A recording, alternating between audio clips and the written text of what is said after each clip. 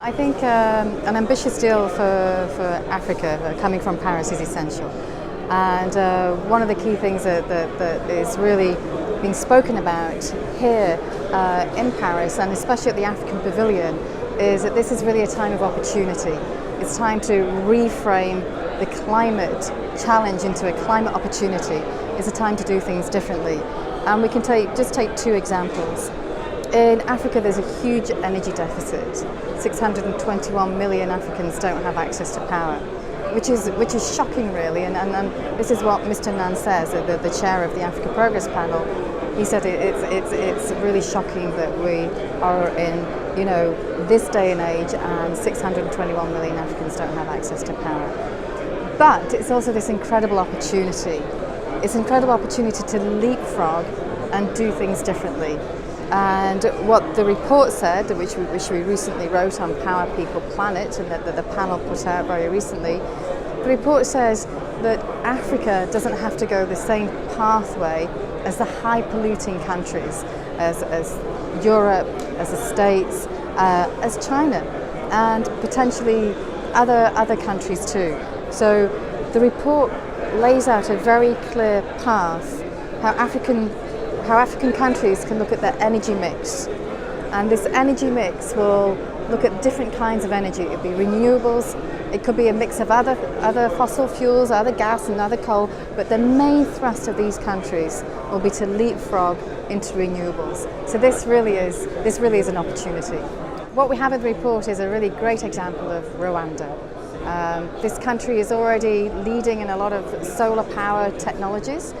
And recently they set up this very large solar plant site just outside Kigali, and it took them 18 months from the beginning to the end of the project, and now it's actually putting the power into the grid, and it's powering up Kigali. I mean, this is just incredible, because you can set up renewables very quickly. You need to invest a little bit more, but you can set them up very quickly, and then the costs are much lower. Yeah. And the second country is Ethiopia, and they're heading towards zero emissions by 2027. That's just incredible. And then we look at Kenya as well, which is geothermal power. And in fact, some of the technologies that Kenya is using are the most advanced in the world. So again, these are great countries and really pushing the envelope. But I have to say at this point that for renewables, everybody says, tell me what's going on in renewables, because it's really complicated. Is it good? Is it bad? Should we go for renewables? Should we not? We should definitely go for renewables, and African leaders are recognizing that we should go for renewables. But rich countries who have spent the last 40, 50 years plus polluting the world, they need to now invest a lot of money in research and development, because we need that next generation. And we're just this far off this next generation of renewables. We can put a man on the moon, we can get better renewables. It's not a massive leap to get that next step in renewable technology. So this is something that COP21 could really commit to, better research and development into renewables. Good for Africa, good for the world. What is the role of coal in the energy mix in Africa? And in Africa there's not one energy mix, because there are 54 countries, and each of those countries will select the best energy mix. Now, some countries will have coal in their energy mix, and other countries won't at all. So it depends on the comparative advantage of different energy sources. So we call it the energy mix, right? But without a doubt, as we see in China, if you rely too heavily on coal, you'll have other costs nationally. So there'll be a cost nationally, whether it's pollution, health problems, which are very costly as well. There's a multitude of costs. So a lot of the African leaders are recognizing that. Coal you may use in the short term, but what the dialogue here in COP is, how can we have a low carbon transition? And that demands that we look at all the different energies and different renewables and different mixes. Gas as well. Gas is very big in a lot of East African countries, and we want to be able to use those better in a more thought through, strategic way.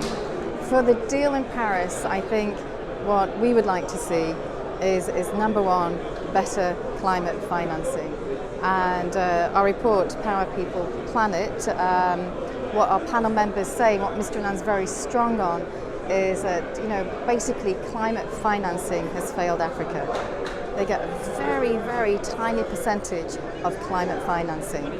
We're still waiting for the 100 billion to be committed, which was spoken about in Copenhagen.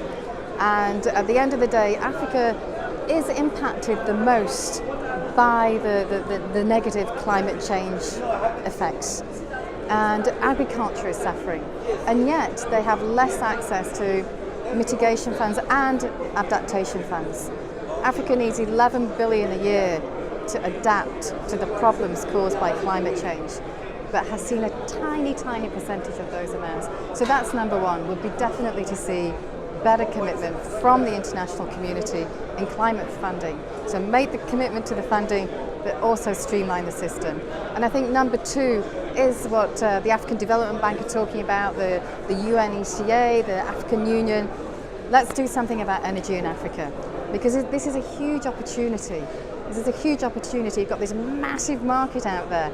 I mean, in Africa, households at less than $250 per day, these are poor households, spend $10 billion a year on power. It could be batteries, it could be kerosene.